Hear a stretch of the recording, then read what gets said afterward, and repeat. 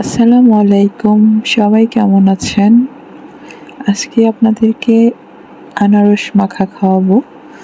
জ্বর উঠলেই অনেকের দেখবেন মুখে রুচি থাকে না, আর জ্বরের মধ্যে কিছু খেতেও ভালো লাগে না। কিন্তু এই আনারস খেলে অনেকটাই জ্বর কেটে যায় কিংবা মুখে রুচি আসে।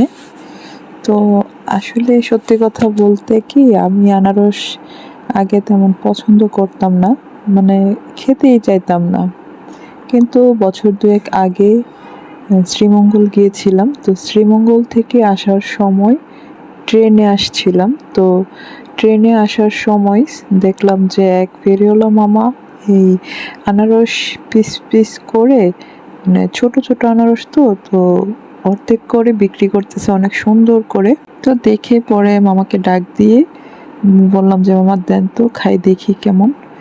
সত্যি কথা বলতে একটা খাওয়ার পর মানে কি বলবো, এত টেস্ট মনে হচ্ছিল যে জীবনের প্রথম আমি আনারস খাইছিলাম ওই দিন।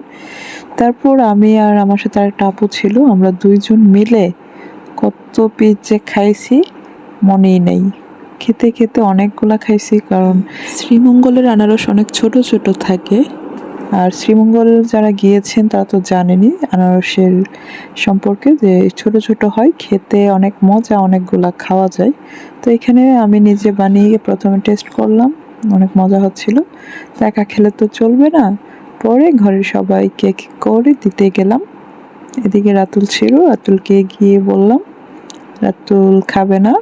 তারপর চলে গেলাম ভাবির রুমে, ভাবিকে দিয়ে দিলাম। তারপর সূর্যকেও বললাম, সূর্যও খাবে না। তারপর ভাবি খাচ্ছিল, আর ওদেরকে বললাম, ওরা খাবে না। তো আজকের মতো এ পর্যন্তই, আল্লাহ হাফেজ।